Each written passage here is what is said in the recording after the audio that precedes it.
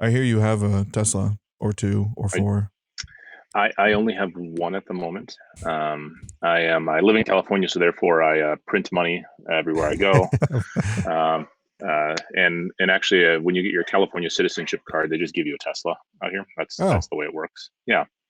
So so you there is just you one move good in. thing about being in California, huh? Yeah, Elon Musk shows up to your house and just gives you a Tesla. So it's just kind of the way it goes. And a But handshake.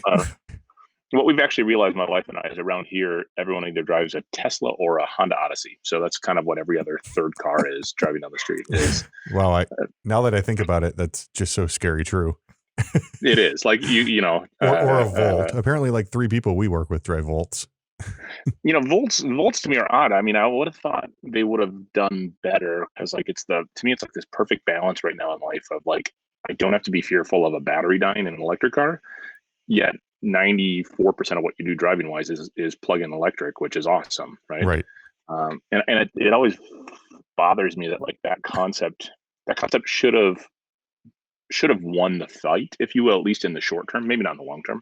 But for the next 5 or 10 years, I think it's the total right idea. Is like, hey, I can drive the kids to school and do all those kind of around town things, and it's all electric, and it costs 20 cents on the dollar versus gas. But we still want to go on a long trip. No big deal. You Right. stop Yeah. at Well, mobile. that was my argument when the Leaf came out from Nissan years ago. I was like, there's no charging stations anywhere. Like if I want to drive anywhere that's longer than that battery, like I'm kind of screwed. And that was, Yeah, I mean, that was probably what, how long ago did that come out? I I mean, think like 10 10 years years ago, the ago, first 10 Leaf years came ago. out. And then like the Volt was like the new hot commodity. And I was like, well, I'm like, it's actually an electric engine that's constantly propelling this vehicle. And It's it got charged by a battery or charged by a gas car. right.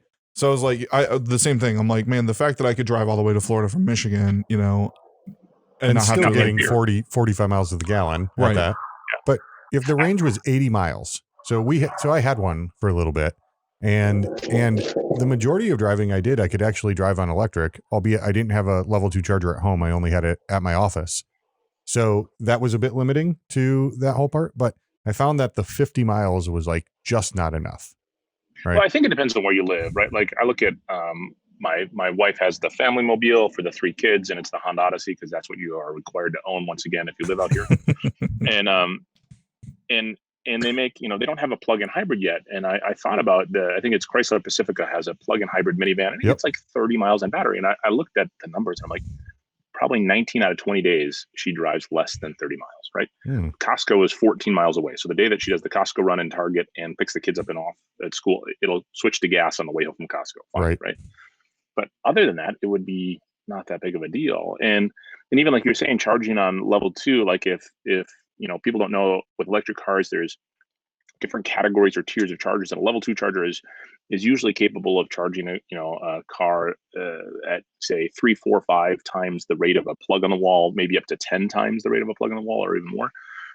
And if it's a Volt or a Chrysler Pacifica plug-in hybrid minivan, level one or a regular outlet in the house is probably actually okay if it plugs in for 10 hours every day, right? Like you probably woke up most mornings, it was probably okay. Yeah. Yeah. You When I know, used it was almost always, as long as I had it plugged in 8 hours or more. yeah. Yeah, I was gonna And say, and like re- when you were out of town and I drove it, I mean, I'd be able to charge it overnight. Oh, when you melted the plug on the side of your house and almost died? Mm. It was the extension cord that you had in the trunk that melted. Okay. Which was not yeah, so intended. he used It one was of a those Christmas. Christmas. Yeah, he used my Christmas light extension cord to plug in the hybrid. Yeah. Yeah, that's a bad idea. But I mean, that's the thing is like, in what's different is like it takes a while to get used to this fact of, I drive a fully electric car, and I've now completely erased from my memory the fact that I have to think about the fact that I might have to stop for gas on the way to work, Right. right? And like, so every morning I wake up, I generally plug it in most nights, but even when I don't, my car can do 330 miles on a charge, right? So um, unless I'm driving to San Francisco from LA, I don't have to think about what the state of the charge is for everything I do. You Right. know, um, um, but when you get home at night, you plug it in. Oh, it's 7 o'clock. That means it's going to sit on a charge for 12 hours till I leave again, right? Right. Um, um, Around here, I don't know how electricity is in Michigan by you guys. I'm assuming it gets more expensive that couple hours in the afternoon. Uh Or do you guys flat rate? no, we're flat rate. Yeah, we're flat rate unless you're commercial. Okay. So by us, we're not. Around us, we do pay usage rates, right? So like it's the same rate except for like I think it's 4 p.m. to 9 p.m. That's when it goes up. Okay.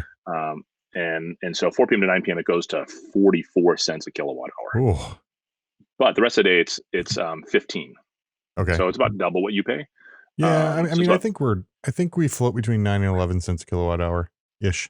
okay. Yeah. I can find out.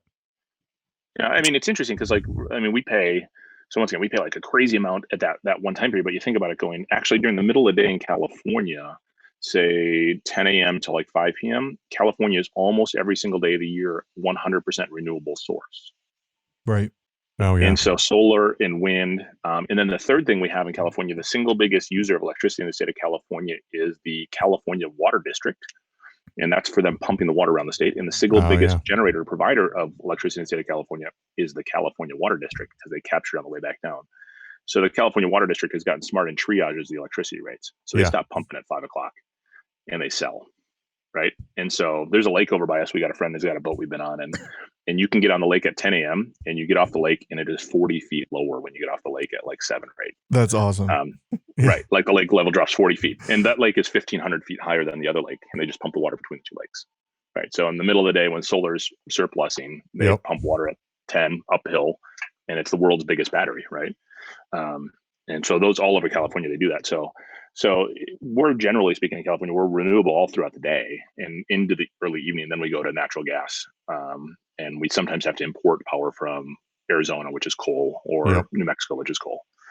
But otherwise, so yeah, we pay a boatload for it at that sun setting time when the world everybody's coming home, air conditionings are firing up. Yeah, so we pay on average 13.7 cents kilowatt hour. So actually, you're not terribly more expensive than we are in Michigan. But that's your average. So our average is going to be 21 or 22 then with that, that 44, right? You know. But yeah, so I just make sure my car doesn't start charging until like I think I have it set to not start till midnight, which is fine. I could start it I guess at 10 p.m. Right. But I don't start till midnight. So. And in all reality for you, I mean, it's getting there here. And I was in Texas recently. There were a lot of charging stations in Texas, but I mean, for you guys, charging stations are like gas stations now around where you're at. Like your wife could go between all those places you just said with her Pacifica minivan and probably plug in half of them. Yeah. But hopefully she doesn't have a Karen who unplugs it like that lady who unplugged your car. Oh my gosh, I saw that. Yeah, exactly. That was Josh is reminding me of this incident. The Home Depot by us has a couple of level 2 chargers. They're not the fastest ones, but like it's kind of like it's silly. I plug in and I probably get a whopping 9 cents worth of electricity for the 20 minutes I'm in the store now. Right. But like it makes me feel good that I've gotten some value back for that, that charging station. And I plugged in and I walked away and some lady came and unplugged the car. And I was like, and it's on my security footage because the Tesla I have has 4 cameras that are active at all times when I'm parked not at home. And it'll record if someone walks up to the car and puts it on a hard drive. So I can see her walking up to it. I can see her looking at the car. I can see her unplugging it and dropping it. And I'm like, wow, like. It was just spiteful. I mean, it was just mean. It's just like, why? Like, it's not like I'm assuming you didn't like flip her off or something on your way into the parking spot. No, and the crazy thing is like I can see I looked at it enough before and after, and she went out of her way, like she was walking down the main aisle of the thing and went like 2 spots over to my car, came back and went up. So she came over intentionally to do it. So it was very much a screw you electric cars and stealing electricity from Home Depot that put this charging station out there to entice customers to come to them and not Lowe's. Right. Right. I mean, like, is that not the best marketing dollars ever spent? $1,500 on a charging station, and guys that have rich cars, expensive cars are going to show up and go to your store and not to Lowe's. I mean, right. I mean, yeah, that was great. I mean, it was just such a act of random meanness. But she didn't smile at all through the whole entire thing. No. It'll be interesting. Like this, inventation of like smart cars and the aspect of being a battery powered car, you can just think differently about how a car functions. And that's like one of them. Like, oh, there's all these cameras for self driving. It can be a security system as well, and can monitor the car. And oh, by the way, this self driving car kit is smart enough to detect people and bikes and stuff. Well, it's probably really good at detecting when someone walks up to the car at night. Right. It does exactly that. Right. I think technically, as I understand it, it uses the ultrasonic sensors, and when they trip, then it starts recording. Turns the cameras on. So, yeah. What is Nate's car? The BMW i3? Well, we call it a Panda. Right. Yeah. Definitely looks like a Panda. Have you been in an i3? It's an i3, right? Not, yeah. So primarily. I've not. Does he have the gas extender version too? Yeah. But the car is pretty interesting. The materials used to build the car are maybe the most interesting part to me, besides the fact that it has wheels that are only, or like the tires, I think are like 4 inches wide. And the dashboard's made of bamboo. Yeah, it is. Which literally looks like I feel like I should be eating sushi every time I'm in his car. It's kind of soothing though. There's something about it. Is it like their target demographic for this car is probably like, I want to be environmentally friendly and eco and like all recyclable materials? Oh, absolutely. Dude, but it's an expensive car. So sorry, before we go further into this, so why I'm bringing that up is that his car, the charging port, it locks. So like he has until like it's charged. Well, now he walks up and he has the little like key fob thing for it. Does the Tesla not lock? Well, so what's interesting, so the Tesla has its own proprietary connector because Tesla is like Apple, right? So why have the one that everyone in the world uses? But they were also like, if you go back 8-9 years, they were the first ones to have rapid DC chargers, right? So these are what's known as a level 3 charger. So they were the first ones to have that. And that connector locks, and it locks in with the car being locked. So you can't take it out. So when I go to a public chase station, I just have a little adapter. So that adapter stays locked, but the public charger doesn't. Oh, right. Gotcha. That makes sense. So someone can't steal my adapter, but they can unplug it. So like at the office I work at, we have a couple of level 2 chargers, and there's 4 or 5 of us that have either plug-in hybrids or Teslas. And people will swap the 2 chargers around because like for me, I live 10 miles away, so I have 330 miles of range and I live 10 miles away, right? So at zero time do I show up, am I in such a situation that I can't get home? Like it's not going to happen, Right. But there's other people that live 25 miles away and have a Volt. So yeah, if they can charge at the office, they can get back on battery and not have to use any gas. So that's a nice advantageous thing. So they'll unplug it. On my phone will ding and say your car's been unplugged. I'm like, oh, okay, thanks. So I think that, we were going to talk about the materials in the i3. The i3 is made of a lot of carbon fiber. But the option packages in electric cars are the thing that I think has amazed me the most about the electric car as a whole. And it seems weird to like say that, but if you think about like we're on all battery power, right? So you would think things like heated seats and all of these different luxury items would be things that would be the first to go to extend range. And I don't know how much impact you've seen in your Tesla with the use of like the luxury items. I noticed a slight difference in the Volt when I was using heated seats but specifically heat. I mean, the heat really killed the battery. Well, and I think in like my Tesla, I have a Model 3. So Model 3 is the poor man's Tesla at the moment, right? So it's starting price is what, 47,000. So it's not exactly a poor man's car, right? Now, keep in mind, I think it's important to highlight to everyone, with new electric cars in the United States, you have a tax incentive structure from the U.S. federal government for the first 200,000 electric cars built. So if you, Tesla doesn't count anymore because they sell too many damn cars, but if you buy an electric from somebody else who hasn't built that many, you can get up to $7,500 back on your taxes if you pay that much federal tax. I think I heard someone say that like Tesla burned through their federal thing in like 37 seconds. No, it wasn't that bad. But because that program started a number of years ago, like 2012, 13, 14. And so in the beginning, they were just selling Model S's for $100,000. So it wasn't that many cars. But doesn't that renew every year though? I thought that was like a yearly thing. It's a manufacturer's lifetime electric car or plug-in hybrid sales. So for Tesla, they hit that number in 2018. And once they hit that number, then 6 months later, it started the roll off, and then it went to half that amount, then half that again, and then it disappeared. Gotcha. So your basic Model 3 starting point is $33,690. No, Tesla is a little shady in this. If you scroll down, you'll see they say like, see up there, it's a select car with purchase price or include potential savings is what they say up on the very top. Purchase price is $37,990. There you go. Is for the basic one. Yeah. If you buy that's the standard range. If you buy it with cash. Yeah, I have the long range, right? So, so 46,990 is starting price on that. Yeah, and then I had the fancy wheels, and at the time it was called enhanced autopilot. So yeah, it's not a cheap car, but I got some money back from the federal government, and the state of California has $2,500 back. Okay, right. So it was $10,000 back. It's like, okay, well, that's. So when I looked at this, I actually compared it to, let's say, a comparable luxury car. And on the inside, the Model 3 is about the size of a BMW 5 Series, but on the outside is about the size of a BMW 3 Series. Right. Because you don't have to have an engine, right? So you don't have to have all that space up front. So the front end of the car is a little shorter than most cars. And the back end's a little tighter. And you have a frunk. Well. I have a little frunk, yeah. I mean, I think you put a watermelon in there and that's what you get. So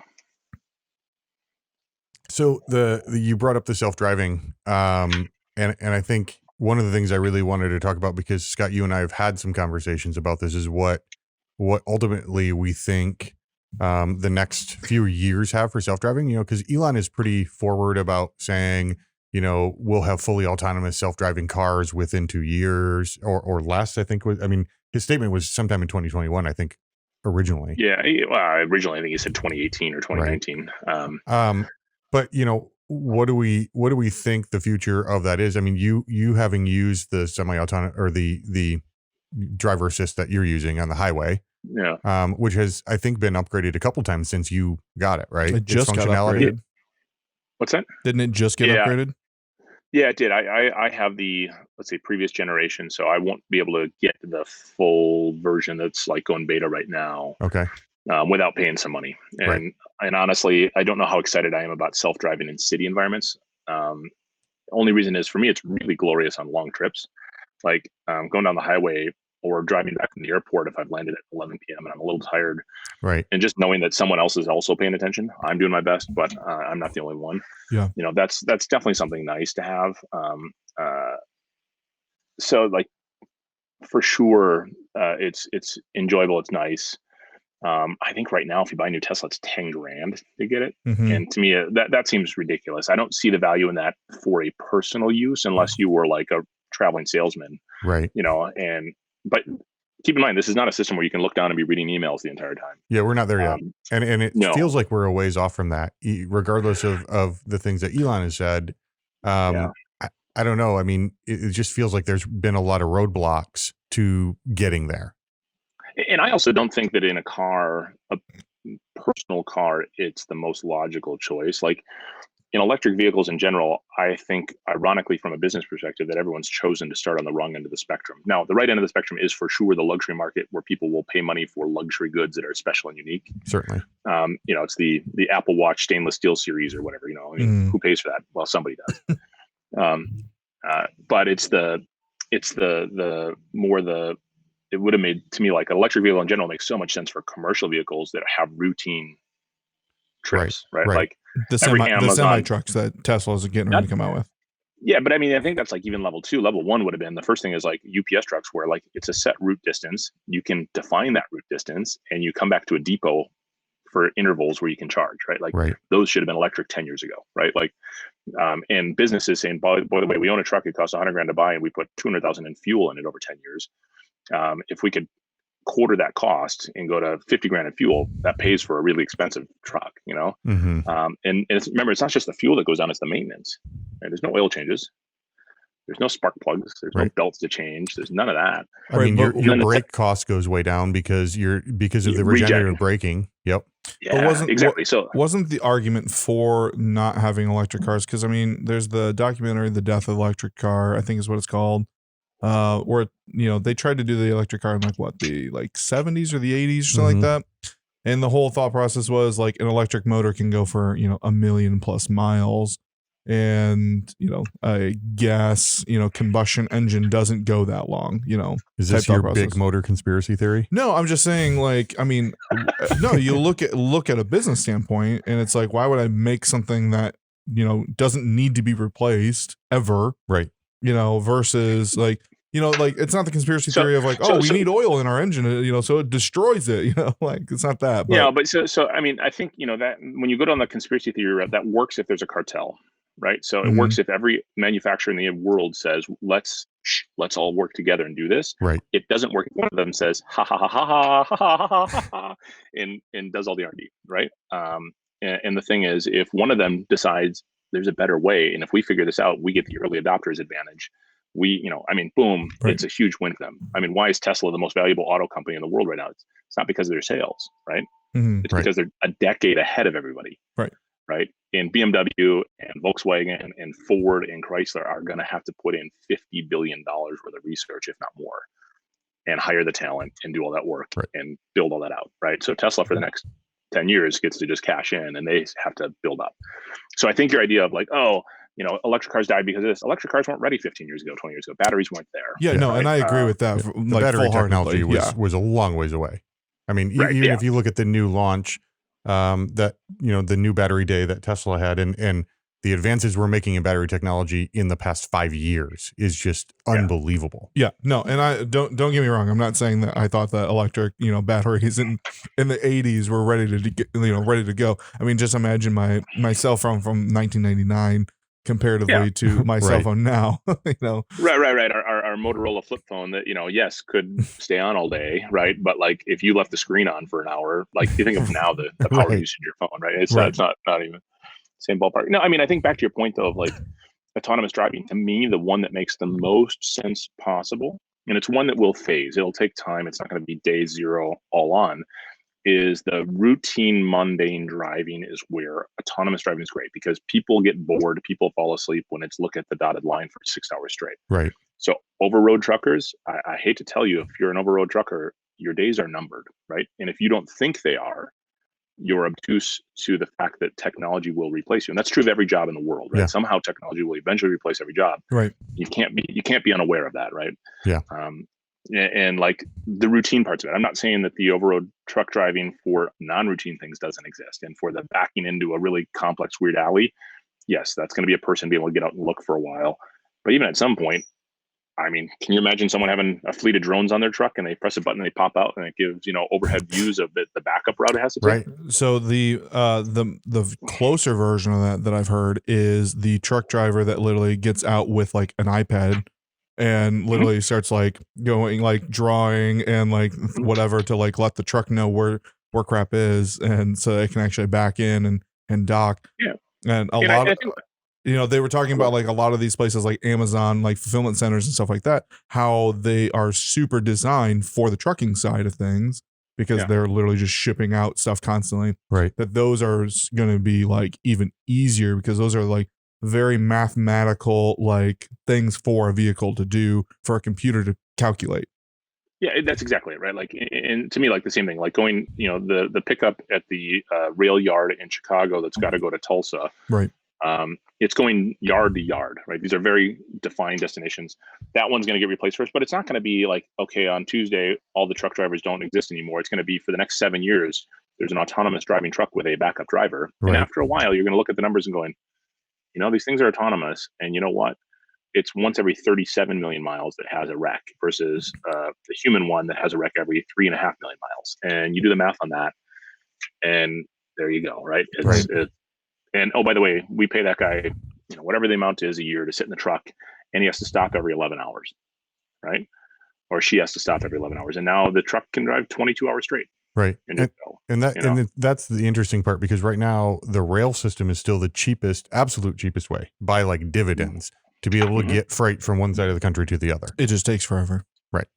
But they can move a lot, and it's actually not terrible. I mean, in terms of time, it's not like months or anything like that. No, it takes 6-7 days to get something across country, right? And it can sometimes be a little faster, but I think that to me makes so much sense of the autonomous side of things, because the thing is, I have the one that works really well on the highway and navigates me all through that stuff. And in LA, it's glorious in traffic when I have to go downtown and get stuck in bumper to bumper. It's worth every penny at that point. The rest of the time, I drive to the office in the morning. Do I really need it for the 6 miles on the freeway? Is it worth 10 grand to every day have a 6 mile drive where I can go ding ding and pay attention? I mean, like it's not really worth that to me. No, wasn't the autopilot originally like you didn't have to have your hands on the steering wheel originally? I don't know if originally it was different. Now what they do is you have to interact with the car in some meaningful way, depending on how fast you're going and the level of traffic. So I think if you're going slower, it's less often. If you're going faster, it's more often. Makes sense, right? The risk is higher if you're not paying attention at 70 miles an hour than it is at 20. Right. And so it could be like literally if I turn the volume up on the stereo it's okay. It'll like reset that clock if I touch the steering wheel, but you have to put a torque on the steering wheel. So it's not just touch it. You actually have to put Don't your hand people on like wedge oranges in the totally, little part of the steering wheel so the steering wheel slightly weighted? Yeah, exactly. And that's all it takes. Yeah. So I mean, you can trick it. So of course there's too many dumb videos of people doing dumb things. Yeah, like falling asleep. On the highway. People love those ones. Well, it's like there's some YouTubers that are like super convincing of like how they're like sleeping with like a blanket and like playing board games and stuff while they're like not paying attention. That's like, I'm like, I thought you had to touch the steering wheel. And that makes so much more sense that it's not like you don't have to physically have your hand on the wheel the entire time. You have to be just interacting with the vehicle every once in a while. Yeah. So, and I don't know if like the weight sensor in the driver's seat would indicate that maybe that's not the case, or it is the case, because it knows when you're sitting in the seat or not. Right. It knows, because it won't. It'll turn off the heated seats after a certain period of time if nobody's in it, right? Like the rear seats. Because like in my car, I have heated seats on all 5, right? So it's the rear ones are even heated. Okay. And it's back to that point you were saying earlier, like, oh, does that cause a battery drain? Well, it turns out it's more efficient to heat your butt than it is to heat the air. Yeah. Yeah. Well, and that was kind of what I wanted to get at. Like that's the interesting part about that. Because I use that a lot in the Volt. I would not make the cabin temperature very warm and just use the heated seat. Well, and the other thing is, like in my car, it doesn't turn the heat on in the back. So the vent, like there's a blower for the driver's side, a blower for the passenger side, and a blower for the rear. Okay. It doesn't turn the rear one on unless someone's back there. Okay. So it won't actually heat. I think it will initially, and then it turns it off once the cabin kind of gets up to like comfortable temperature. Then it just doesn't circulate air back there because it doesn't need to. Right. And all those little tweaks are what get you the mileage, right, or the range, however you want to consider it. Yeah. But yeah, I mean, it surprises me. I mean, I would think like every UPS and Amazon, and honestly, even the other one that would be surprising to me is fire trucks. And it sounds crazy, but you go, it's easy to have a giant diesel tank and you could put a huge battery in a fire truck and it would probably still waste less than most of that diesel, and they could run the pumps for 24 straight hours, and still have 50 miles of range. And the reality is a fire truck doesn't go far. Right. And now it wouldn't have maintenance issues. And oh, by the way, it needs to go. What's better torque wise than an electric motor? I mean, that's the best part about driving electric is instantaneously pull the biggest load you possibly can, and have fun at it. So those would be ones that wouldn't surprise me. Maybe it's just fire trucks at airports, where they're especially not going far, right? And if they can't put a fire out in 45 minutes in an airport, it doesn't really matter, does it? I mean, not really. Because it's super valid. It's a little different. It's a little different if neighborhood's burning down. Okay, fine, but Yeah. Speaking of trucks. Yeah, well, so I'm getting I put in the pre-order for a Cybertruck, and I'm very excited about it. And then I saw the Hummer EV come out recently, which was super intriguing. And then my dream car, my absolute dream car is still the Bollinger B1. Oh yeah, that thing is ridiculous. I don't know if it'll ever make it out though. I don't either. I've been looking at this website for 2 years, I think, lusting. Well, and I also like looking at how hard it was for Tesla to become a manufacturer. They have the early adopters advantage right now. They're a decade ahead of everyone else. Bollinger and Rivian and all these others haven't started building cars yet. Rivian is almost defunct at this point. They're going to implode. Yeah, I felt like they were getting really, really close, and then it turns out that it's all fake. Yeah. So, and I think Ford put a bunch of money into them. Dude, like I thought they do like $1 billion or something like that. I don't think they signed the contract. They were literally about to sign the contract. Gotcha. When that information came out that the demo of the semi truck that they've been selling was faked. Oh, yeah. So their semi truck, that was the first thing that Rivian came out with, was a semi truck, and they showed it in like 2016, pre-orders, whole 9 yards, looked great. And it turns out it was rolling down a hill. Yeah, I read that. I saw that come across on my Facebook feed the other day. I'm reading that. I was like, wow. I did not know that. Yeah. And they were telling people it was a working prototype. So that's the problem. It's not like they said, here's our prototype, here's what it'll do, here's all the features, and here's all the functions. By the way, check it out. And then said, yes, it's just a rolling prototype, right? No, they told him it was under its own power. And I mean, it turns out they filmed it on a hill in Nevada and on the right slope and just let it roll down the hill. Yeah, exactly. Oh my gosh, that's insane. And they're also, I believe, if I recall, they're doing the truck is a hydrogen truck, a hydrogen fuel cell, which is interesting. But once again, I don't know that it's the right next leap. Tesla's interesting with their battery pickup truck, or sorry, semi truck. The range is decent for a semi truck, 500 miles, because realistically in 10 hours, that's about what a driver does. Give or take. Yeah. But I would imagine it's going to be more for the regional carriers than it's going to be for the national carriers, right? Yeah. So like Meijer here, which is a regional grocery store, they bought or pre-ordered, like 10 of them. A bunch of them. Yeah. Exactly, because they're going from depot to store or depot to depot with their stuff, right? Like they have a big distribution center. Within 300 miles ish. Yeah, and they're coming back every night and charging overnight, right? Or charging whatever it is. They deliver overnight, they charge during the day, and with rapid DC charging, you can charge it back up in an hour, anyways. So who cares, right? The depot to depot makes a lot of sense to me. And Justin touched on something earlier that I think you were alluding to this, but that whole idea of someone backing it in, that there would be depot managers with iPads or whatever, right? Tablets who just back the trucks in where they want them, or say, you go here, you go here, you go here. And that's, that efficiency is insane. When you don't have the downtime of a driver sitting in a cab while it's being loaded and unloaded. You don't have any of that stuff. Yeah. I feel like we're officially reaching the beginning, not the beginning, but the beginning of those 80 sci-fi movies that we were all seeing. They were dreaming it and trying to make it all work, but now it's actually starting to work, Right. So it's we're now out of alpha, now we're in beta, with all this technology. And the tough perspective from a business model side, the logistics companies who are doing the model now aren't incentivized to flip the model, right? Because it's going to cause a huge amount of capital increase. But the one who does, if any one of the major logistics companies says we're doing it, they're going to have a lot of capital to invest to make the flip. But when they get that 7-year advantage, they can just own the marketplace for 7 years and own the profit for 7 years until it goes back to being a commodity. Because there's going to be a switch. The next big thing we'll see is even diesel trucks will have self-driving capabilities and suites that will monitor the drivers and pay attention and help. And then at some point, it'll be autonomous enough that the driver is really just sitting there like a backup, almost to the extent like an airline pilot, right? They taxi. Yes, they get to the runway. Yes, they sometimes even let the computer take off and rotate. And they punch in the information. We're going here. We're doing this. We're going here. And the rest of the time, they're waiting for something to alert and go wrong, right? And the driver will be able to do that, and the airline pilot flying in the middle of the air isn't necessarily looking straight out the sky at all times. They're not reading a book either, but sometimes they do, I guess. And that's what I think we'll see. And then at 10 years after that, at some point, someone's going to make the call and say, I'll take the financial risk of the liability of this happening. Right. So I think it's definitely, to me, that makes sense. The commercial vehicle side makes sense. The personal car makes sense where I live because there's tons of charging capabilities. The weather's not that cold, which affects battery range, right? I don't have to use the heat a bunch, which doesn't affect battery range. In Michigan, if you own a Tesla Model 3, in the wintertime, you're going to lose 20% of your range, right? Yeah, it's pretty brutal. And the range isn't totally accurate unless you have a heated battery pack, et cetera. And keep in mind, the range that everyone publishes is based on the EPA driving standard, which is 81% highway and 79%, this. So it's only true at 57 miles an hour, right? Right.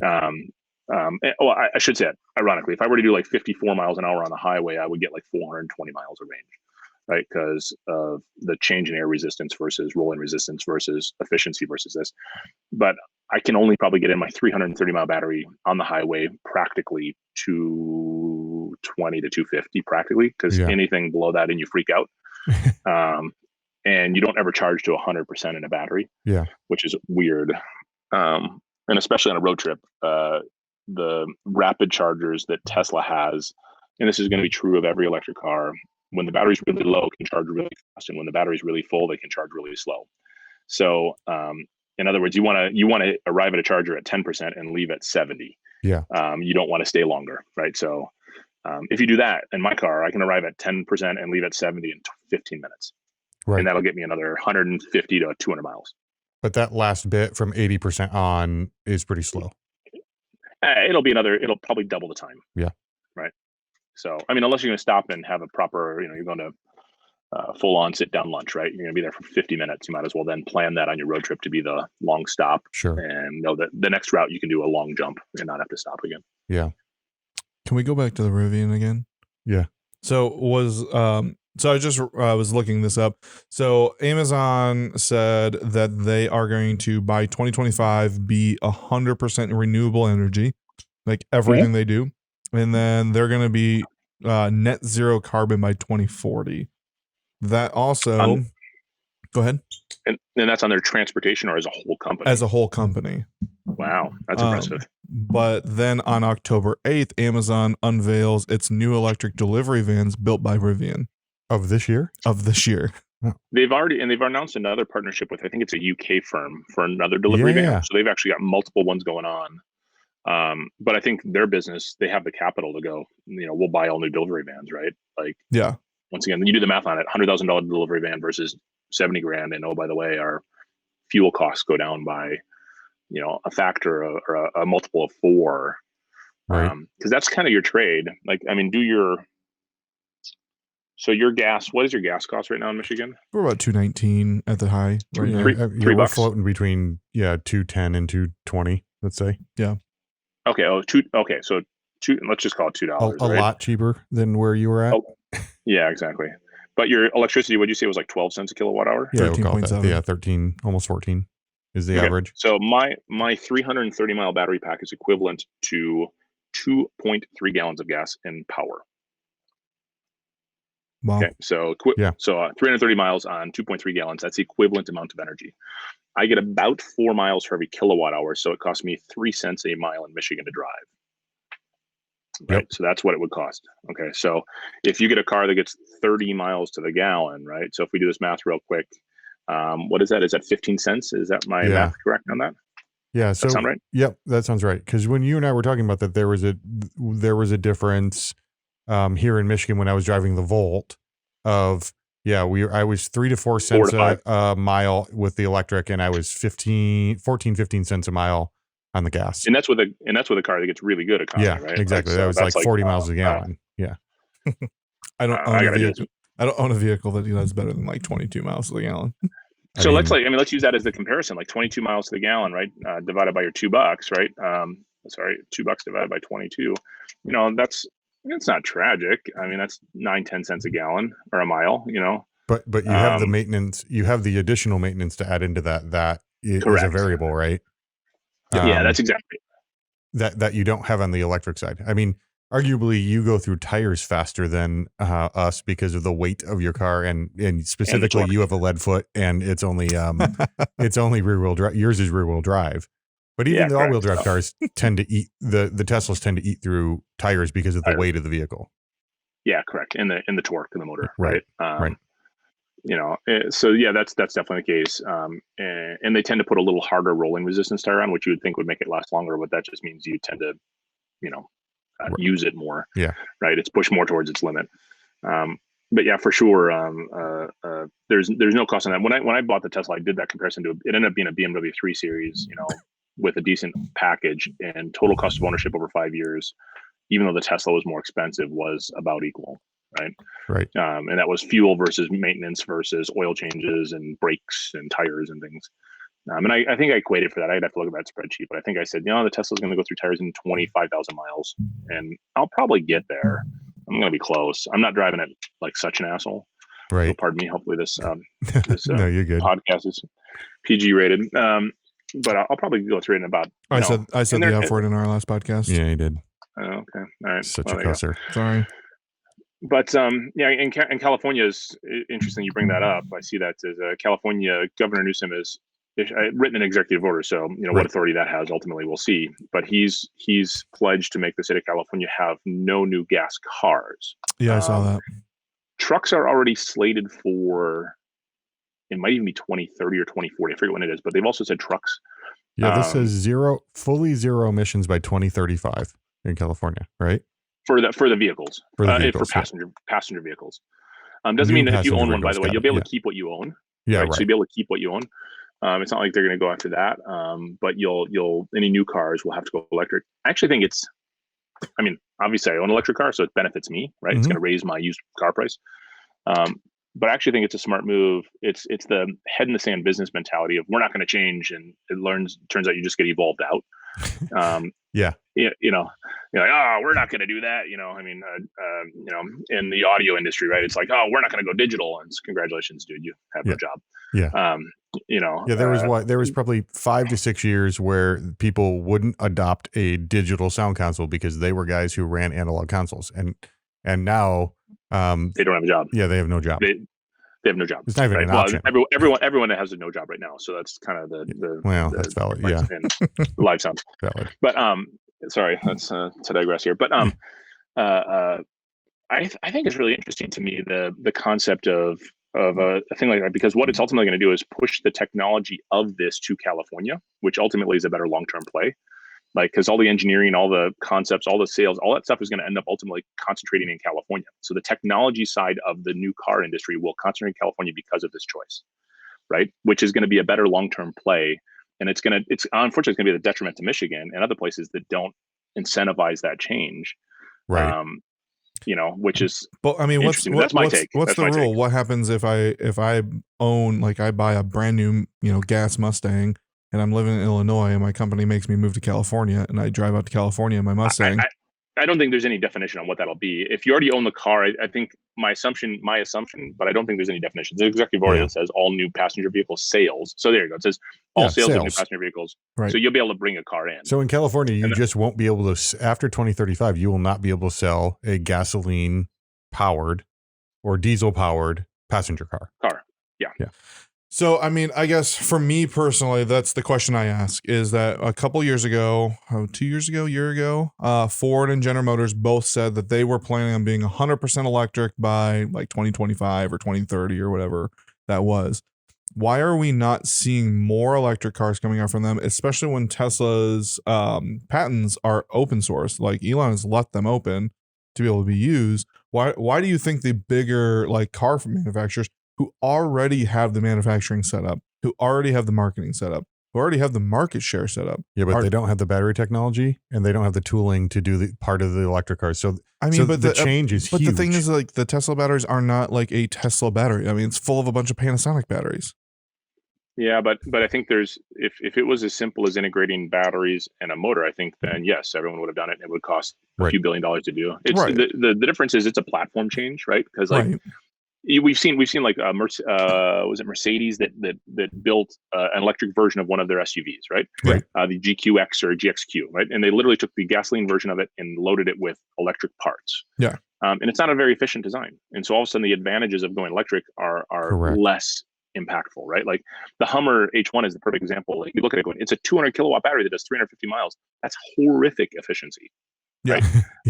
I mean, like my car has a 75 kilowatt hour battery and it does 330 miles. So it's a battery that is, and it's still a heavy car. It weighs 4,500 pounds. It's not a light car. I mean, there's pickup trucks that don't weigh that much. Right. No, I mean, I think that's only 1,000 pounds or that's less than 1,000 pounds off of what an F-150 weighs currently. Yeah. I mean, and I've heard the argument from the Tesla people that they argue the newer cars that are coming out from these other manufacturers are already behind what Tesla's coming out with right now. And that's the catch. When the Hummer's supposed to come out in like 2 years or whatever, and the specifications they're are 8 years behind. Yeah, exactly.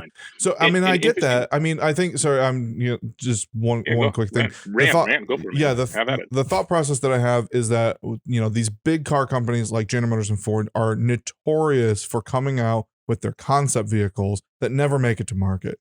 We're not even seeing them come out with these concept these concept cars. Like 2 or 3 years ago when they made the statement we're going to be electric because Tesla all of a sudden came out and everyone wanted an F in Tesla and they needed to be able to keep people wanting to pay attention to them. So they made this announcement. They obviously want to do it. But now GM's first fully electric vehicle is what? A Hummer? And Ford, no, they have the Bolt.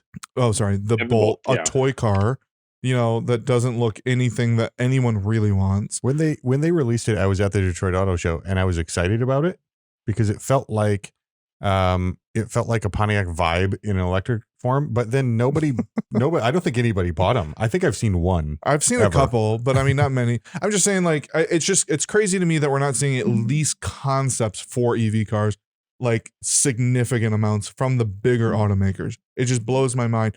BMW is really the only major manufacturer outside that I've seen. But but even there's the i3 is a city car that has a gas extender, right? Right. The I, I mean, so the only other one that's really gone, the only other one that's embraced full electric is Nissan with the Leaf, but that was a city car, right?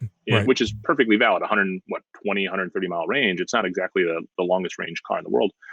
But if you have a small family or no family, and especially if you have a spouse and you have two cars and one of them is that local city car, it's a perfectly valid use case, right? Sure. Like, Right. oh, honey, I got to go to Chicago today. I need the gas car, right? And you switch for the day. Yeah. That's the yeah, like right now, like there's no way I could drive an electric car, like for my family. I've got 4 kids and a wife. So it's like anything, like there's not a fully electric minivan right now. Well, the Pacifica is, but yeah, but that's 30 miles on the battery. Right. But the thing is, if you use that as your city, if I don't know your situation, if she works or if she's home or vice versa, but like if she was the bus driver for the kids, like that's probably enough to get back and forth to school 3 times a day and go to the grocery store. Right. But it's also a Pacifica, which is like 10 times the cost of most minivans. I mean, I ended up buying a Kia minivan because it was half the cost of just a normal non-decked out Pacifica, type thought process. Well, and I think that's the big thing. Remember where I live, everyone drives a Honda Odyssey, so the Pacifica doesn't scare me. So I mean, yeah, and my big thing is like her family lives 2.5 hours away from us. My family lives 2.5 hours away. So it's like being able to drive to those places on only electric with the full family, I think is honestly a big deal. Yeah, and for sure it is, and that's a use case that I think the industry and the country and people have to get to. And what solves that is obviously charging infrastructure. And if once every 2 months when you go visit her family, you stopped on the way home for 15 minutes at the Dairy Queen, that would be fine, right? Like if there was a rapid charger and next to the rapid charger was the Dairy Queen, and it's like, what do the kids know? Oh, on the way home we get to go to Dairy Queen for 15 minutes. Like, great. Life is grand, right? This is not bad. Right. And we'll get there. In California, out west here, we're pretty close to that point. I took a couple road trips with it this year, and honestly, like every 2.5 hours, you know what I want to do? I want to get out anyways, use the bathroom, get a drink, get a coffee. And it was a 10 to 15 minute stop every 2.5 hours. That's okay. And the rest of the year, I don't have to stop ever. So it's kind of like, that's where it balances out. But I totally get it. I was talking to my dad about it and love my dad to death. But he's the perfect example of defining a solution without knowing his problem, which is he tells me he wants a new car and he goes, I want a hybrid. And I'm like, what do you want? And he goes, I want a hybrid SUV. And I'm like, why do you want that? He goes, because hybrids are good. And I'm kind of like, it's like, oh my gosh, Dad. Like, well, what do you want? He goes, well, I want better fuel economy. No, that's the problem. You want better fuel economy. Your SUV you have now gets 21 miles to the gallon, and you realize that that's expensive. Right. And I'm like, why don't you get an electric? And he goes, well, I drive to northern Wisconsin every once in a while. He lives in Milwaukee.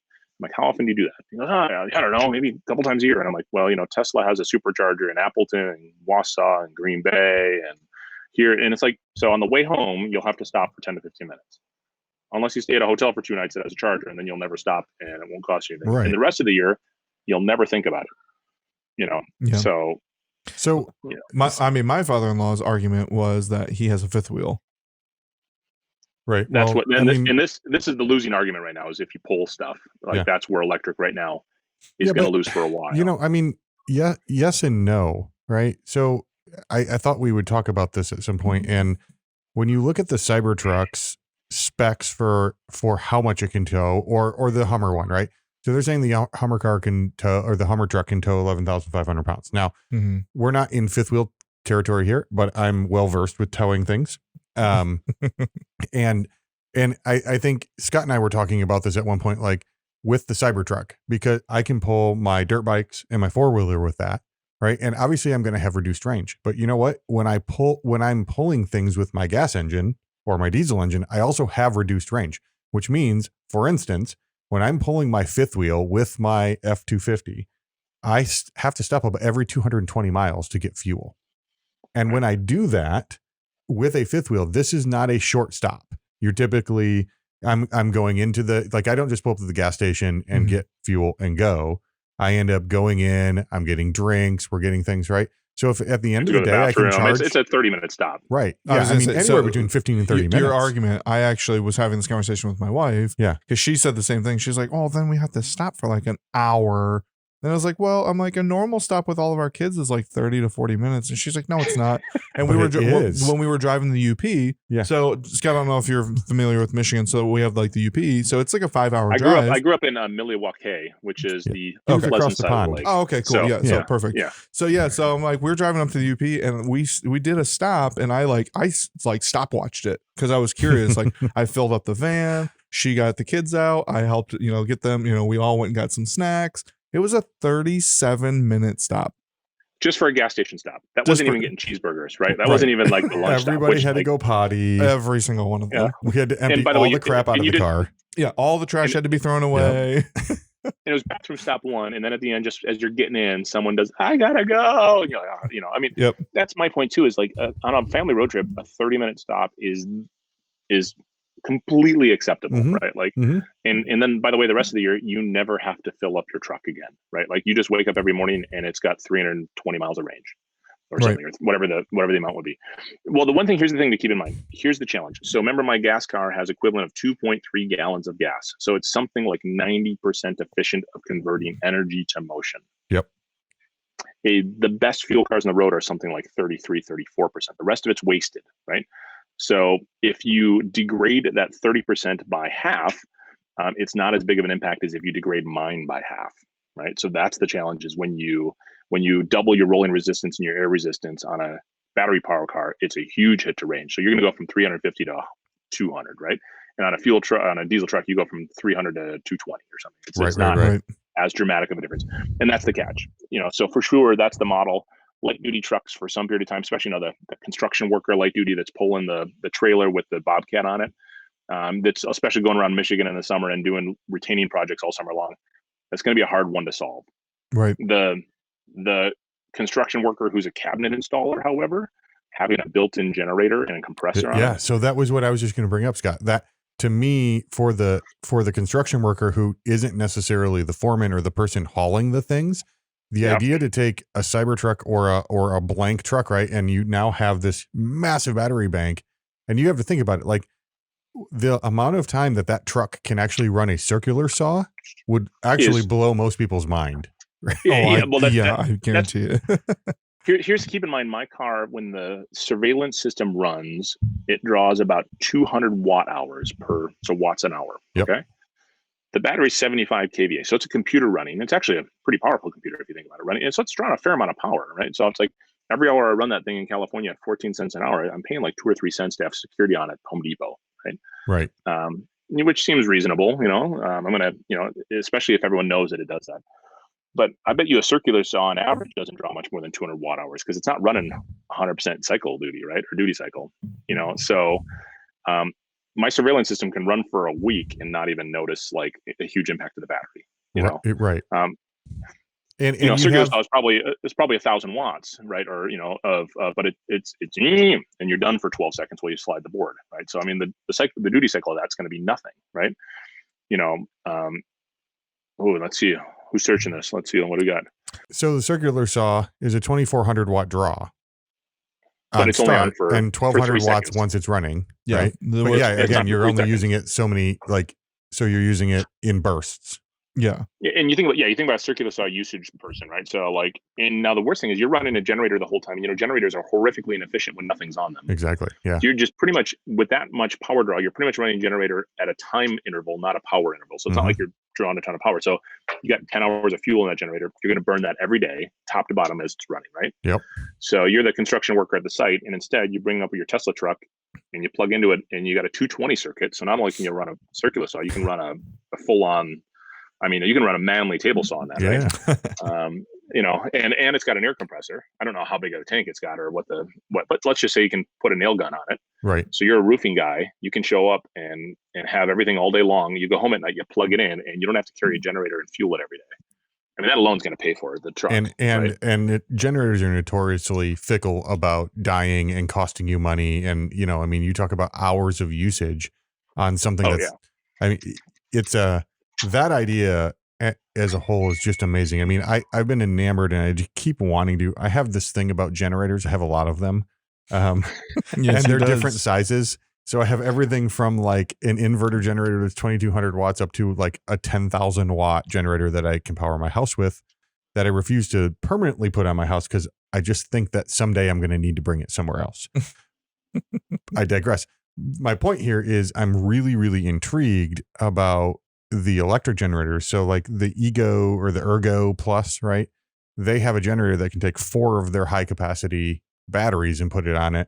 And it's money I haven't needed to spend. So I haven't yet, but I'm super intrigued because the run times and the amount of like what you can do with that generator, big picture, with my campers or with all of those different things is really, really intriguing. Well, I mean, Well, even sorry, I was gonna say even outside of that, like the Tesla, what's the Tesla like house pack that they make? Oh, they make a battery pack for the house. Is that bothering you guys, by the way, the chimes? Do I need to No, stop you're that? good. Oh, it's a lovely outdoor weather and okay, good. Yeah. No, I mean they make a battery pack for the house. It's it's pretty expensive. It's definitely one where in Michigan it doesn't make any sense to have it yet, Right. other than for like if you want to have a functionally instantaneous power backup for your house, like a storm type situation, then it might.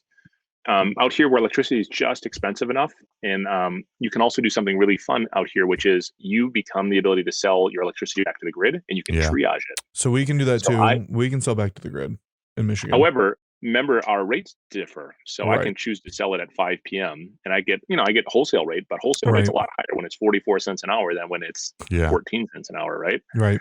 And so I can say, screw it, my battery's going to die overnight, and I'll go to the grid. But during the day, I can charge it up with solar.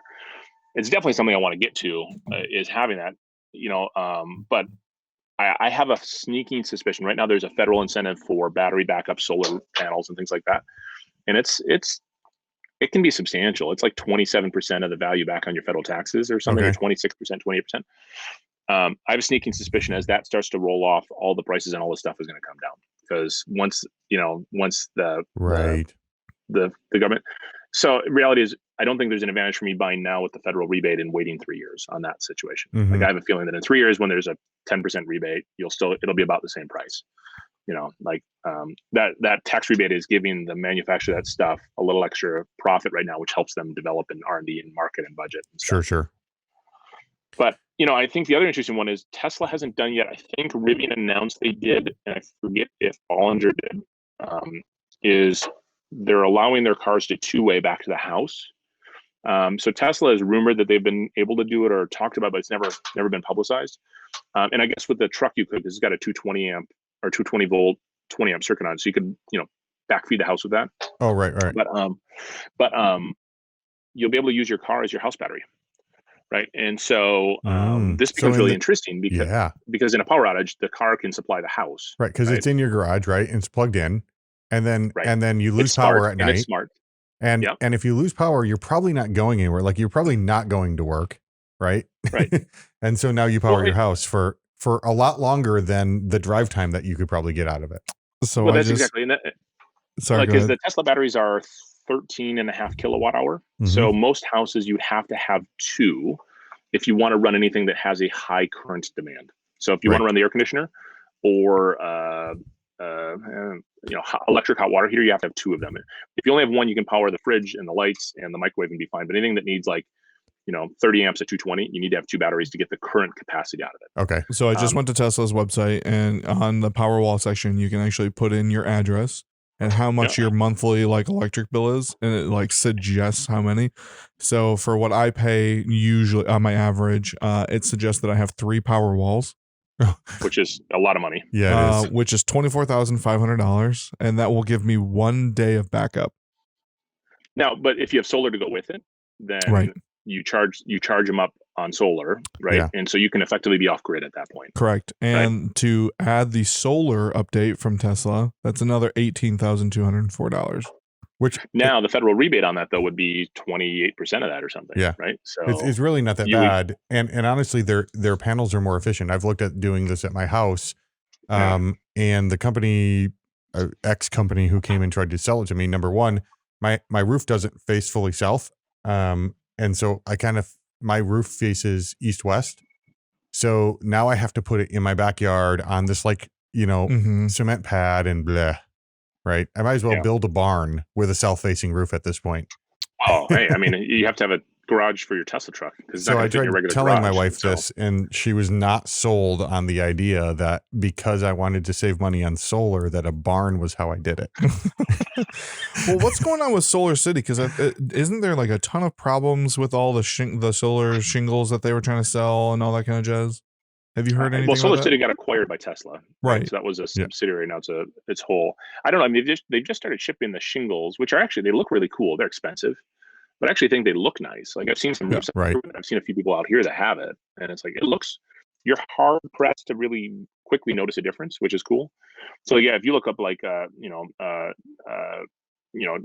solar shingles or whatever it is on Tesla, it looks nice. I mean, they're expensive, but the Tesla solar panels are price competitive with the market as a whole. They're not any more expensive than anybody else. Right. If you want the battery backup, you're going to pay another 15 grand or 20 grand, right? But I if mean, you it's a decided, pretty okay, compact. It's a pretty compact package for the battery backup when you just need one. Well, so I looked into this because my parents live in Florida and their house needs a new roof, and they're like trying to figure out like what they're gonna do. And I was like, oh, I wonder how much the Solar City like trying to like do that is, because at the time like they were like thinking it was gonna come out way earlier than it did. Yeah. And when I started doing like the math, because like they had a couple calculators, it was like $90,000 to put a new roof on their house. with the solar. And what's a new roof normally cost? 25 grand or something? Yeah, it was like 25 or 30. 25, 30. Yeah. So I mean, yeah, that's not exactly fair at this point. But then again, if it was plus 50% and you got a solar package out of it and look nice, then it's probably not tragic, right? Yeah. So it'll probably get to that point ish. But a shingle that's made of asphalt versus glass ceramic tile that's got solar cells in it and electronics, it's a little different. I mean, it's not going to be exactly price competitive. I mean, Elon saying it was going to be is like, sure, if you're putting a house in Malibu, and you were using terracotta tiles imported from Spain that went through Italy to get painted and touched, then maybe it's. Well, and the cost offset is the $18,000 for the panels that you just mentioned, right? Plus the $30,000 for the actual shingles. Or 20 or white, yeah. Right? So, I don't you're 50 grand. Yeah, I don't disagree, but like I watched like when Tesla like acquired Solar City, I watched his announcement. That's not the way it was portrayed. It was portrayed as portrayed. What am I saying? Portrayed. Yeah. Yeah. Did I say that right? Yeah. But anyway, you were going there. Yeah. Like I mean, it was like, hey, I need a new roof on my house, Right. like, I mean, double the cost isn't obscene to me. I mean, double the cost isn't obscene if I am going to not be using electric from the grid. Like my $100 to $200 a month electric bill goes away. Then that becomes interesting. Right. Yeah, then that becomes interesting because now you go 10 years later, it's kind of neutral, right? But it has to last for 30 years. I mean, so at the end of the day, right, your shingles are going to last 30 years. So if that solution can't do 30 years, then it doesn't matter. And I think this is go ahead. No, that's fine. So I think this is partially why we haven't seen the inclusion of like solar glass in electric cars, right? Because it's a glass is one of those things that's almost semi-designed to be disposable on a level, right? Mm-hmm. Like you're going to crack a windshield, and a normal windshield costs what? I mean, $200, $300, right? A solar glass windshield is going to cost like $4,000. Yeah, I mean, that'd be worth it. Yeah, Right. I mean, Nate, when he had a crack in his i3 windshield that has all the sensors in it, it's not even solar; it just has the sensors in it. They were like, they fought him to replace that. His insurance company did. Yeah. They were like, we don't want to replace this. And he's like, yeah, but there's so many like safety sensors in my windshield that I can't just put a normal windshield in here. Like this just doesn't work that way. Right. And they were like, fine. Yeah, I mean, I think those ideas are. I mean, I've decided already. I'll put solar on here because I live where it's sunny, right? Yeah. I live close enough to the ocean that we actually don't run air conditioning much. So in September it was really hot for like 5 days straight. AC was on for 5 days straight. Literally, we were on the AC at the house 15 days a year, right? And 5 days were in September. And of course, guess when it was on? It was on at 5 p.m. to 9 p.m. and overnight. And so our electric bill was triple what it normally is. Right. And so it freaked me out. I'm like, good God. And I'm like, oh yeah, that's right. We had 5 days of really hot weather and that happened. But even with an electric car, my electric bill on average hovers around $120 to $140 a month. And that's with higher electric rates my because gosh. we just don't use much AC. It's so right? much cheaper than my electric bill in Michigan. But that's because we don't have to heat or cool the house, right? Yeah, Because that's I true. mean, Well, you know, even without that, I don't know, man. The amount of crap I have running in my house is a little egregious. But I want to get my wife an electric car, and the one I want to get her, and if you guys haven't seen this, then you have the one your wives should want. Okay. I'm going to get my wife. We both want. I shouldn't say I'm going to get it. We want to get the ID Buzz from Volkswagen, which ships in 2022. ID Buzz, BUZZ, and it is the coolest looking car. And they've announced it, and they say 300 miles of range for 40 grand. No, you got to look up. It's a concept, so it might not be on their main page. You might have to go to Google it up and look up images, because it's still the only thing they've shown is prototypes at this point. Oh, how very California of you, Scott. Isn't it though? Yeah. But check out the inside. The seats rotate. It's got a hardwood floor on the inside, right? Right. So totally minibus. It's funny because did you ever? What is the show I've been watching? Yeah, never mind. Lost. I'm gone. It's this new show called Lost. It's on ABC. Scott and I have crazy, man. They're on this island. So Scott and I have a colleague who she just started watching Lost, and I was like, "What? Huh?" So you missed this just now, Karen. Well, so my wife, she grew up driving around with her parents, so she isn't she's not ever seen anything, but she's not a TV watcher, and I'm a huge TV watcher just because I love the filmmaking aspect of it. And so there's so many shows that I'm like, how in the world have you never seen this? Westworld. It's Westworld. Okay. So this reminds me a little bit of the transport vehicles in Westworld. Oh, totally. Sure. Yep. So that is cool though. So, random side note, Westworld used to be shoot at Paramount Ranch, which was right over by our office in California, just off of Canaan Road as well, and it burnt down 2 years ago to the ground. And we actually had friends. Friends of friends. I don't know if we knew them directly that lived there. They were the park rangers, and one of the houses in the Westworld lot, which is the ranch at Paramount Ranch, is actually the Rangers' house. Oh. So the front of their house, you wouldn't know it, but it's a house inside. Okay. Interesting. Yeah. So they live there. They're the park ranger, right? Because it's a state park that is Paramount Ranch. So but yeah, I'm totally going to get her one of those. We want to get one of those. It just looks awesome. It looks cool. It's supposed to be 40 grand for 250 to 300 miles of range. So when that happens, then I'll do solar, because now we'll go to having cut $120, $130 a month plus gas bill. And you go, oh, that's $180 a month, let's say, or $200 a month. Well, that pays for your, 7-year payoff on a solar battery package, right? And then that makes sense, right? Then that's what makes sense to me. So we'll do it at that point, all at once, because then I'll have to redo the electrical panel and all that. Will all have to happen at one time. Sure. Did you guys ever see the kind of semi-jumping topics here, but the solar freaking roadways? Yeah, that didn't work real well. That didn't work. No, but why did it not work? That's the question I've always asked, and no one's been able to answer me. I mean, let's just start with Michigan. Okay. Yeah. Well, I understand Michigan, but I mean, it gets hot and cold, and then the road heaves, and then we have these massive canyons that we all hit. Yeah, but then smash the glass, and it's also a luminosity thing, right? Yeah. So solar cells are only so efficient, anyways. If you have debris, scratches, all that stuff on top of it. It's an interesting thought process, but if you say it costs $1 million a mile to pave a road now, and all of a sudden it becomes $100 million a mile, and it's not that efficient, and by the way, it breaks all the time.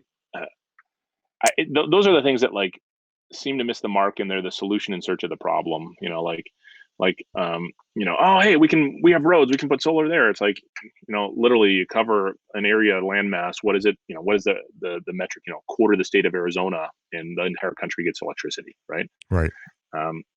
So I think there will be these pivots. I think we'll see the technology adopted, solar / battery / this / that. And that's what's going to get us away from using carbon. And it's not anything to detract fossil fuels, because they're still going to be really important for jet airplanes. I mean, you can't fly a plane 20 hours on battery. Right? No, but and that technology. Boeing has a really interesting hybrid thing that came out recently that blew my mind. And they have 3 different sizes of this plane, right? Have you seen this? Yeah, I've seen there's Boeing, and there's one other company that's coming out as well. They're kind of regional jet sizes, if I recall. Yeah. Which to me is you think about this, it can fly 1.5 to 2 hours. Okay, great. That's 500-600 miles, right? It takes 40 to 45 minutes to recharge. Well, guess how long you're at the gate for, right? Like all these At things make least that. sense. Well, they yell at me about not wearing a mask. Right, exactly. I mean, I joke. I wear masks on planes, just so everybody's clear. but I mean, Airbus I has think one coming out too. Airbus. I think Airbus is the one I saw recently. Boeing is backing a company from Seattle making an electric plane, but Airbus actually physically is making one. Yeah, and the Airbus one can go a reasonable distance. It's not. I think what is it? 2 hours of flight time or something like that is what they're estimating. 2 to 3 hours. I thought I saw. What was interesting is they went back. They only have one concept that looks like it has a jet engine on it. The other two concepts are back to a prop. Yeah, sure, because it's easier to spin a prop. It's supposed to be launching in 2021. Right. Yeah, this one's interesting though. The electrical supply is a 3,000 volt DC electrical distribution system. Yeah, it's pretty crazy. It's kind of pretty. I think that kind of stuff, but I mean that's going to take a while to get there, right? Like we're not going to see the Boeing 777 size plane battery anytime soon, and the function there is like two primary problems, right? Like the first problem is battery density, battery weight. Maybe that's some technology that'll get better. But one of the cool advantages of an airplane right now is that the fuel you carry is burning off, therefore you become more efficient. It's similar to the rocket equation, right? So when a rocket takes off, it's 90% fuel, and as it gets lighter, you go faster and faster and faster. So for a rocket taking off, most of the acceleration happens in like the last 10 to 15% of its burn, right? The rest of the time, it's literally just accelerating its own weight. And as it gets lighter and lighter, most of the work happens on that last little bit. Which is the only reason a human being can be on top of it, because if it accelerated at the rate it did outside of the Earth's gravitational pull, we would all be dead. Well, not even just that. Most rockets actually, as they get going, they actually have to turn the engines down as they get lighter and lighter, so they go from full power to less. Because it's you can't sustain 7 Gs for that length of time, right? Right. But this is the same challenge with an electric car, is that you don't get lighter as you go, right? So like if a plane has to carry a plane taking off going from LA to Singapore is a 15-hour flight, it's half the weight of the plane is fuel. By the time it gets there, only 5% of the weight is fuel, right? Or whatever the number would be. It's barely any fuel left. And so it becomes more and more efficient as it gets going. And you see that too in international flights. You started at 33,000 feet. You're getting over, Ontario, Josh, you're coming in at 42,000 feet. They've just been slowly going higher and higher. Right. As they get lighter and lighter. So I think it's cool to get there, but hey, cars are easy.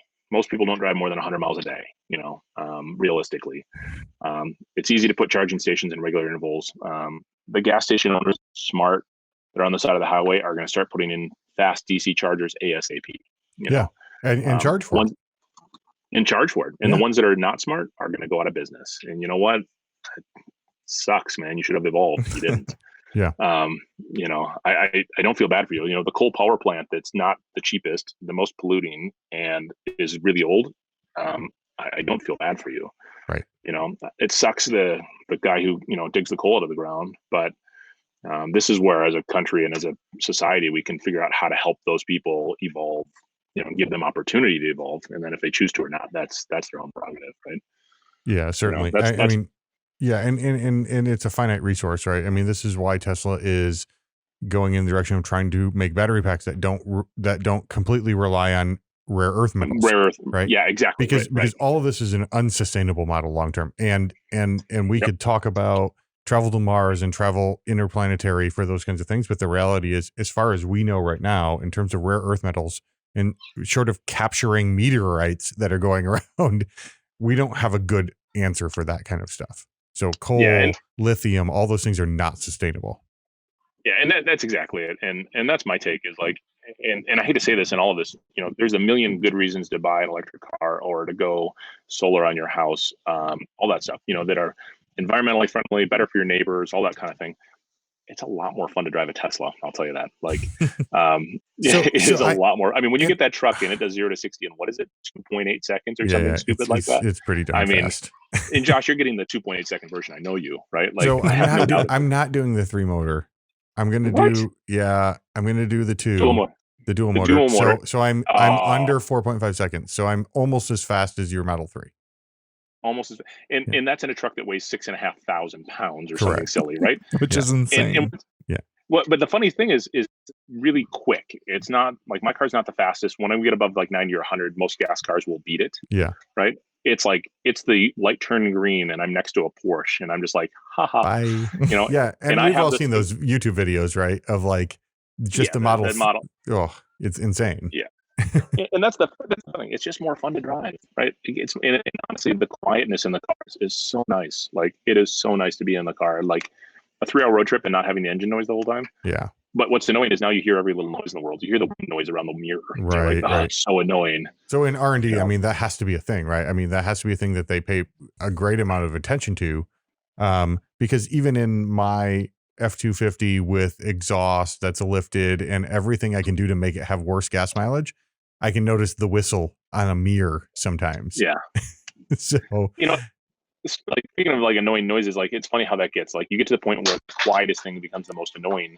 right. And I was doing there's an audio conference happening right now in New York City virtually called AES. And I was on a discussion yesterday, and someone pointed out that noise from a concert is annoying subjectively, right?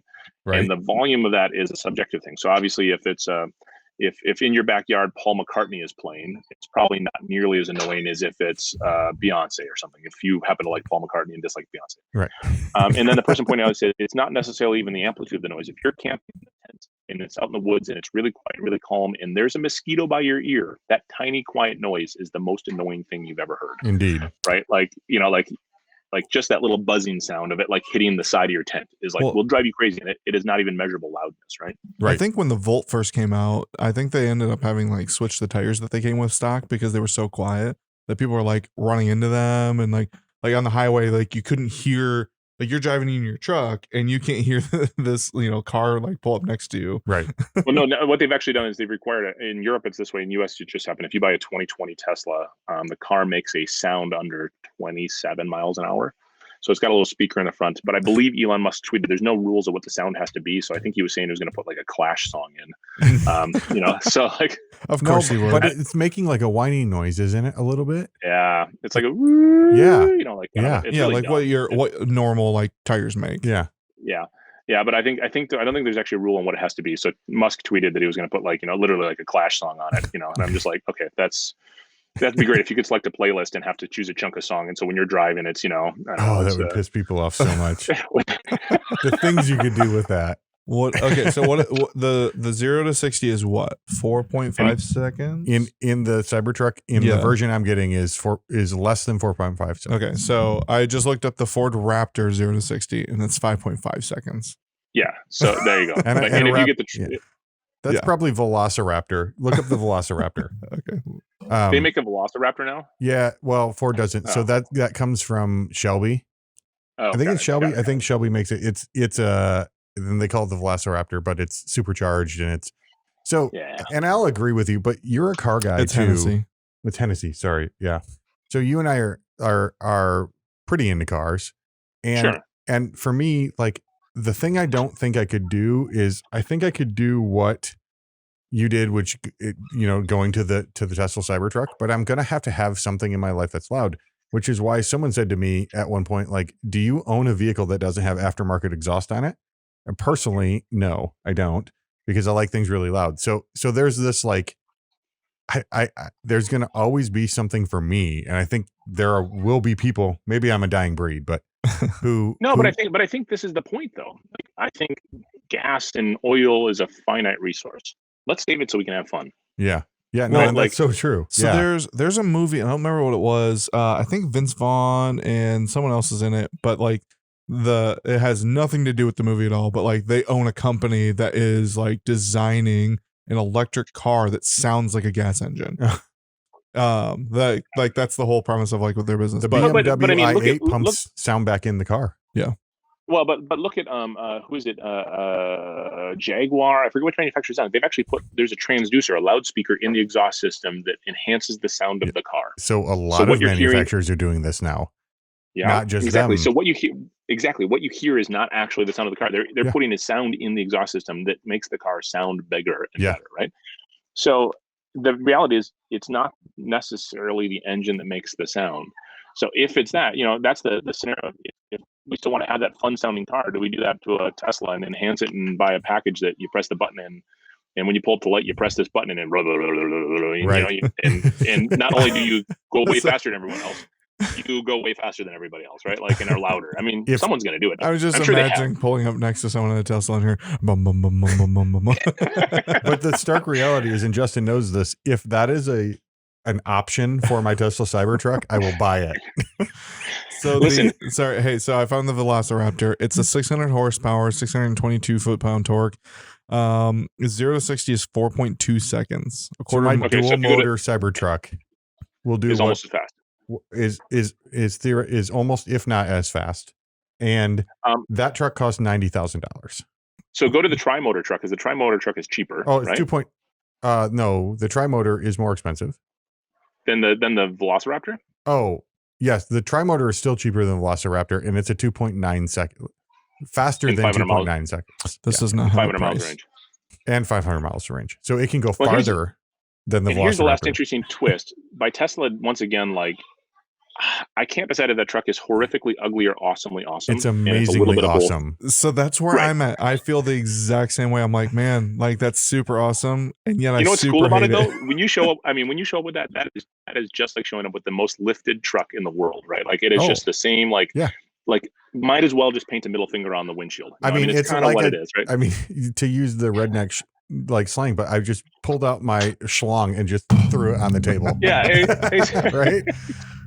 If you don't dress like Master Chief at least one time, but it's so. But exactly I have to have the 4-wheeler too. Like that's a thing that I have to have in my life. So I think the 4-wheeler, like that was the perfect thing for them to like announce this truck with, because I was for like, people like me, I was like, man, I'm like that 4-wheeler is actually pretty sweet, and I'm not a 4-wheeler person, so I'm like that's pretty cool. And the fact that I can put things on top of the lid. Yeah. Scott, do you know what Halo is? Obviously, like I do know Master Chief and I do know Halo. Yeah. I don't video game much anymore, but I can recall when the first Halo came out, whatever 20 years ago now. Yeah, I mean, this looks like a warhog. Yeah, well, and the thing to me is like the thing that's interesting is they're going to make a small fortune on this, not because they're the first one, not because of anything else, right? Pickup trucks in the United States, the price is artificially inflated. Oh, majorly. Specifically, though, because there's a tariff on import pickup trucks. And you can put it in the show notes of the episode. I forget if it's a Planet Money. It's like the chicken tax. I think that's what it is.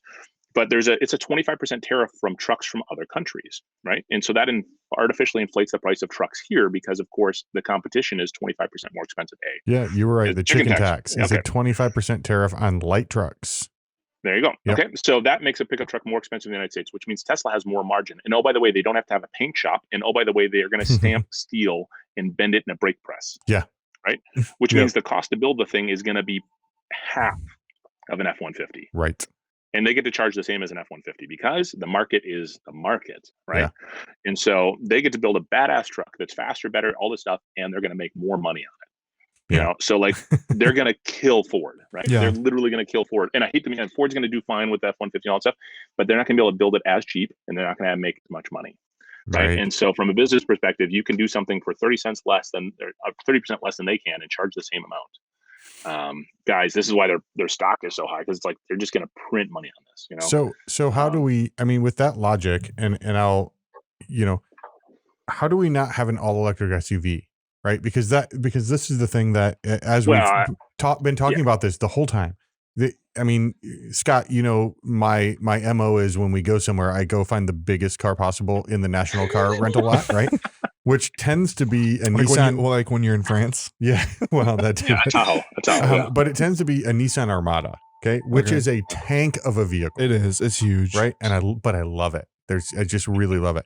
And so I look at that and go, where in that design, why are we not looking at, because we've kind of circled back to this, for all the soccer moms, for all the people who are doing this, like, yeah, we could look at the minivan, but why are we not addressing the elephant in the room, which is the large format SUV? Right. Like, I mean, especially we're going after cars and trucks. Right. Well, especially here in the Midwest. I mean, we are truck galore here because we need all-wheel drive. We just love SUVs. It's like right? Yeah. SUVs are our grocery getters, our Yep. long trip cars, our off-road vehicles. They're everything. Right. And we're not Texas where everyone has a pickup because they're on a ranch. Like Right. we're SUVs because there's the soccer mom that has, 4 kids or whatever and wants to drive 5 with all. kids. That's the problem. Yeah. Right. 4 or 5. Yeah. So I don't know what, Yeah, I mean, I'm surprised too. I mean, obviously Tesla came out with the Model X, but that was almost more of a statement piece than it was a practical car. It is I'm probably surprised their too. most Like, sexy vehicle. if you want to look, Volvo's got some cool stuff coming out, and I think it looks really nice. And they're starting with plug-in hybrids this year. right. So they're like 40-mile range plug-in hybrids. And it's like 55 grand for a nice mid-size SUV, which is not price uncompetitive. No. And they're talking about, I think it's full electric next year, the year after. I think it's just a matter of, Tesla, who has the early lead, adopted the high-end cars first, which proved the technology. Then they went to the mass market sedan, probably partially because you could win at range there and cost, right? Because an SUV is just much less efficient. And so you got to put a bigger battery in. And when the bigger battery goes in, it gets heavier, which means you have to put a bigger battery in it's just it's kind of a compounding problem. Right. So it's surprising to me that they haven't announced we've got an SUV. But then again, once they have the truck figured out, do they have the groundwork put together to say we've got an SUV? It's the chassis. But to me, in terms of market share, I would have gone the other way. I would have gone after the SUV because I don't think I think that the average truck buyer is not me, right? I mean, I'm the guy who drove in my Chevy Volt, parked, plugged it in, got into my F-250 and rolled coal the entire way out of the parking lot, right? Okay. So I witnessed this. I literally called him and I was like, did you literally just pull it in your Volt and plug it in and then roll coal out of the parking lot? I did. So all of that means I'm not the typical electric car buyer and I'm not the typical diesel truck buyer, but the majority of truck buyers are apprehensive to the Cybertruck. I think the Cybertruck is going to open up people who would not normally be a truck buyer to buy a truck. Yeah, I tend to think, I mean, we live in a polarized world, and I think that unfortunately, like, certain aspects of certain things have become tribalized when there's no rational reason for it at all. Mm-hmm. Right? Mm-hmm. Like, the aspect that I can't be environmentally friendly if I'm on tribe A or tribe B, and I have to be if I'm on tribe A or tribe B. Like, that makes no sense to me, right? Like, if it's going to hit a point of economics, and that's what's going to do it. Like, it's a badass looking truck. And you know what? If I'm a garden, if I'm a cabinet installer, and I drive around a stainless steel truck that can't be dinged or scratched and has a built-in generator, an alternator, and oh, by the way, it's the only one in my entire town in Texas, and I could put my logo on the side of it. Guess what that does? Yeah. And by the way, it costs less big. than the F-150. Like, that person's going to do it. And if they're not, they're an idiot. And then their business who competes with them is going to do it. Right. And they're going to evolve, and they're going to win, and you're going to die. Right. Their fuel costs are going to go down to practically nothing. Right. And their maintenance costs are going to go to nothing, and they're not going to have to run a generator and buy a new one every year and a half, right? And an air compressor and all that stuff. And so, I mean, I think it'll happen. Yeah, you're right, Josh. You're the atypical F-250 driver, and you're going to buy a Cybertruck because you want to crash it into a tree and prove that it doesn't dent. Well, but I also, because of my love of generators that I just realized I have, it's a rolling generator for me. It's like the best part ever, we got one more move to come back full circle here, just so you know. So if someone can get us back to the beginning of, something, but like SUVs, I think we'll get there. Yeah. I think if I had imagined from a Tesla perspective, high value cars were first, make the money and amortize some of that R&D cost. Go to a sedan. I mean, if they would have done a mid-size SUV, they wouldn't sell 500,000 a year. They'd sell 4 million a year. Right. And was that the concern? Was that the thought for them? I don't know. I mean, it seems like you'd want to go after a big market, but they barely survived building 100,000 cars. Yeah. I mean, you did have to get past a point. I mean, it was less than 3 years ago where people were questioning if Tesla was viable. Right. Yeah. And is Elon a moron, which those of us who are also not morons realize that he was not. They just had to survive the pain for a year or two. Right. And you look at the SpaceX Endgame and you're like, and that's something we can get into on another day. But exactly. Like, that's the exact thing. It's like that Endgame. If you look back and go, at that point, you're like, and now they have literally owned the entire market. Right. And they're about to own the entire internet market for everyone who doesn't live in a city. Right. When your market cap in your auto venture is bigger than Ford, Chevy, and Chrysler combined. Right.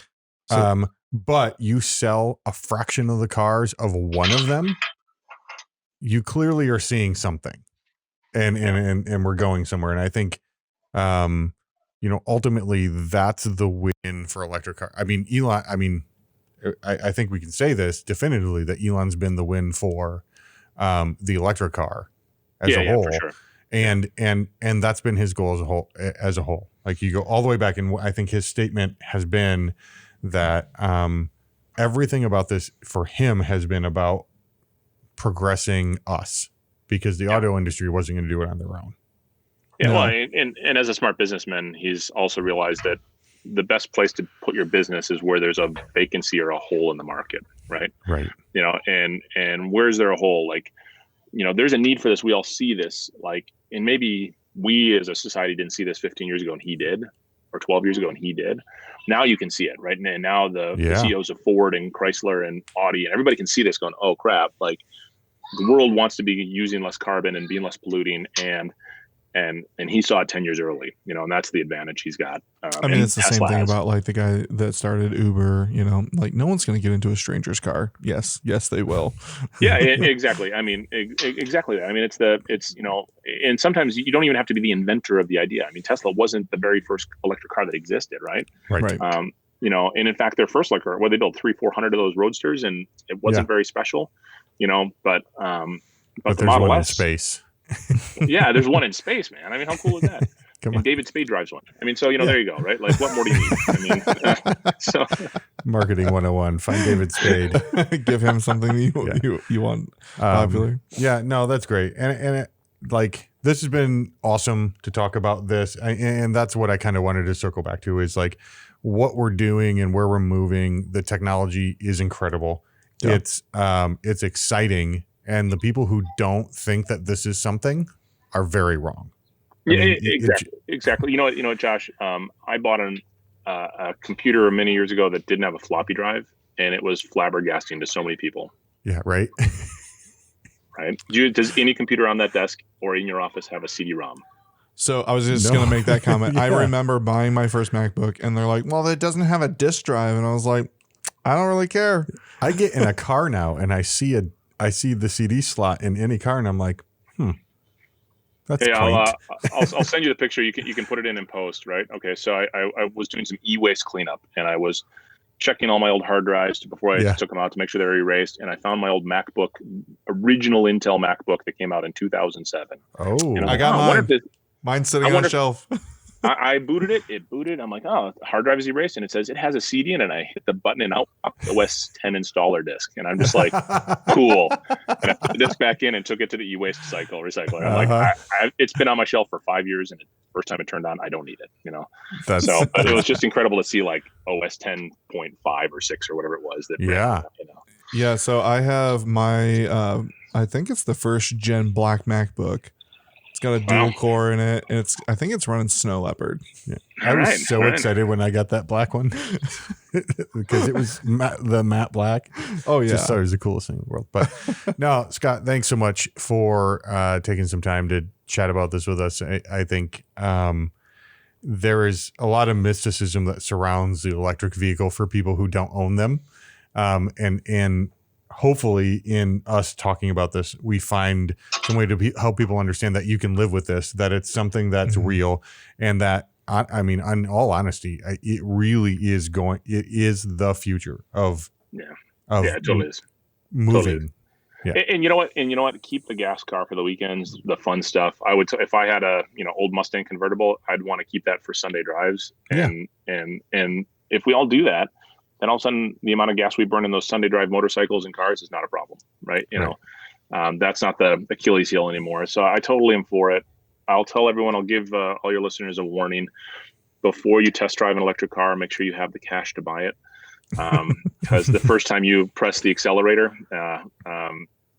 it's not, you're not going back. No, there is something to it. And it, like that feeling, if you've driven very, very fast cars, like that feeling when your insides start to press against your spine a little bit, is an uncomfortable and wonderful experience. And it takes a lot of fuel and a lot of horsepower and a lot of money in a gas car to have the same feeling that you can go out and, even as silly as it sounds, in a Chevy Volt. It's pretty quick for that. I had a 1989 IROC Z Camaro. Okay. And did you have a mullet Volt as well? That's the question. Well, I didn't, but that Chevy Volt would actually have smoked the 1989 IROC Z, and it's a Chevy Volt. So a Prius might, from 0 to 40, beat that car. Sorry, Prius is filled with like 11 hamsters, so that's not going to work. I just spent a week in Arizona driving a Prius. It is not that was an IROC old Prius, so. But yeah, no, Scott's right. It's such a different experience to what you're used to. Yeah. Totally. Well, cool. Well, thank you for having me, guys. Thanks, I hope Scott. you enjoy your Thanks for winter weather. Yeah, man. We'll see you guys soon. We'll talk soon. All right. Cheers. Thanks. Bye.